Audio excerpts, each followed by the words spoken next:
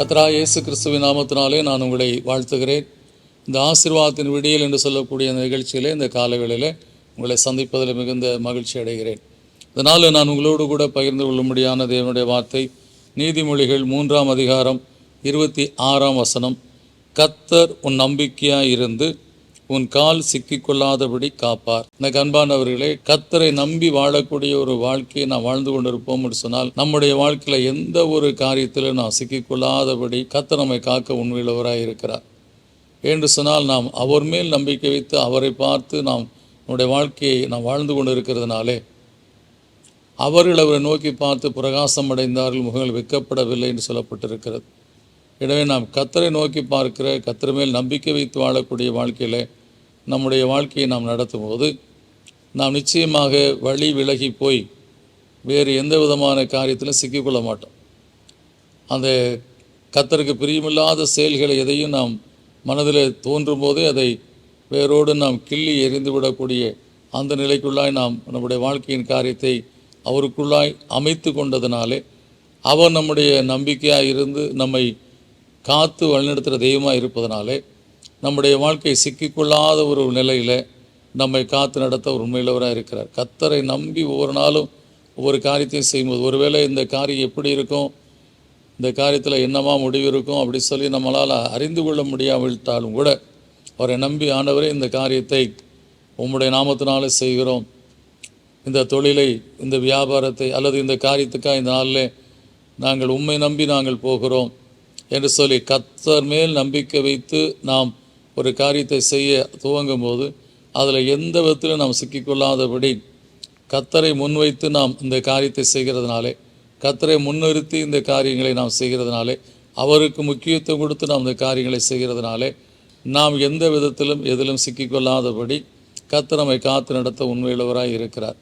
எனவே இந்த கால வேளையில் ஒரு காரியத்தை நீங்கள் துவங்க இருக்கிறீர்களோ, அல்லது ஏதோ ஒரு காரியமாய் நீங்கள் போய் பேச இருக்கிறீர்களோ, எந்த ஒரு காரியமாக இருந்தாலும் கர்த்தரிடத்தில் நீங்கள் அதை ஒப்பு கொடுத்து, கர்த்தாவே இந்த காரியமாய் நான் இந்த நாளில் செல்கிறேன், எனக்கு இறங்கும் என்று சொல்லி கர்த்தருடைய சமூகத்தில் நாம் கேட்கும்போது, கர்த்தர் நம்முடைய வாழ்க்கையில் அந்த காரியங்களை நமக்கு வாய்க்க பண்ண உண்மையுள்ளவராக இருக்கிறார். ஒருவேளை அது அவர் சித்தமில்லை என்று சொன்னால் அதை தடுத்து நம்மை காக்கவும் உண்மையுள்ளவராக இருக்கிறார்.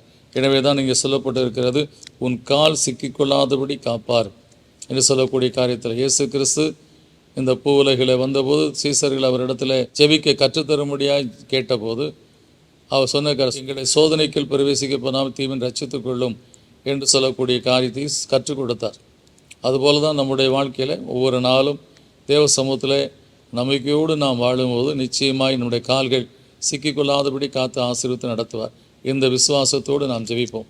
நல்ல பிதாவே, நன்றியோடு உம்மை துதிக்கிறோம், ஸ்தோத்திரிக்கிறோம். தாவே, அநேக காரியங்கள் இந்த உலகத்தில் நாங்கள் செய்ய வேண்டி இருக்கிறது. வேலை, தொழில், வியாபாரம், பிள்ளையுடைய படிப்பு காரியங்கள், பிள்ளையுடைய திருமண காரியங்கள், வீடு கட்டுகிற காரியங்கள், இப்படி என்று சொல்லி பல காரியங்களை கர்த்தா செய்ய வேண்டியதில், கர்த்தாவே எப்படி செய்வது, என்ன செய்வது, இது சரியான காரியமாய் இன்னார் இடத்துல இதை கொடுத்து செய்யலாமா, இந்த காரியத்தை இப்படி நிறைவேற்றலாமா என்று சொல்லக்கூடிய பலவிதமான காரியங்கள் ஒவ்வொரு நாளும் கடந்து செல்ல வேண்டிய நிலைகள் ஒவ்வொருடைய வாழ்க்கையிலும் காணப்படுகிறதப்பா. ஆனாலும் நீர் எங்கள் நம்பிக்கையாக இருப்பதனாலே, நாங்கள் உம்மை நம்பி கர்த்தாவே காரியங்களை செய்கிற பிள்ளைகளாக இருப்பதனாலே, எங்கள் கால்கள் சிக்கிக்கொள்ளாதபடி, நாங்கள் எந்த ஒரு காரியத்திலும் சிக்கிக்கொள்ளாதபடி நீர் எங்களை காத்து நடத்த உண்மையிலவராக இருக்கிறீன்னு சொல்லி கர்த்தா இந்த வேத வசனம் சொல்லுகிறது. அப்படியா இந்த நாளில் ஒருவேளை நம்முடைய பிள்ளைகள் ஏதோ ஒரு காரியத்துக்காக பிரயாணப்படுகிறதா இருந்தாலும், ஏதோ ஒரு காரியத்தை செய்ய அவர்கள் எத்தனித்திருந்தாலும், அந்த காரியத்திலே கர்த்தாவே எந்த விதத்தில் அவர் சிக்கிக்கொள்ளாதபடி, கர்த்தருக்கு சித்தமானது கைனால் வாய்க்கும் என்று சொன்ன வசனத்தின்படி உமக்கு சித்தமானபடியே அந்த காரியங்களை வாய்க்க பண்ணி, அல்லது அதை விலக்கி காத்து உங்களுடைய பிள்ளைகள் வாழ்க்கையில் வாழ்ந்திருக்க முடியாத காரியத்தை செய்வோம்ப்பா. எந்த விதத்திலும் எந்த காரியத்தினாலும் அவர்கள் சிக்கிக்கொள்ளாதபடி உங்களுடைய பிள்ளைகளை காத்துக்கொள்ளுங்க, ஆசீர்வத்தில் எங்கள் தாவே. உங்களுடைய பிள்ளைகள் வாழ்க்கையிலே கத்தானை கையிட்டு சரி எல்லாற்றும் கத்தனுக்கு ஆசீர்வாதம் கட்டிடுவான் சொன்னபடி, நீர் கத்தாவே அவர்களுடைய வாழ்க்கையில் உங்களுடைய ஆசீர்வாதத்தை கட்டிட்டு மாத்திரம் நடத்துங்க தாவே. இயேசுவின் நாமத்துக்கு நல்ல பிதாவே, ஆமென். எனக்கு அன்பானவர்களே, நீங்கள் கர்த்தரை தேடி கர்த்தருடைய சமூகத்தை நோக்கி பார்த்து அவர் மேல் நம்பிக்கை வைத்து நீங்கள் செய்கிற எந்த காரியத்திலும் சிக்கிக்கொள்ளாதபடி கர்த்தர் காத்துக்கொள்வார். இந்த நாளிலும் உங்களுடைய காரியங்களில் கர்த்தர் அப்படியே செய்து உங்களை ஆசீர்வதிப்பார். God bless you.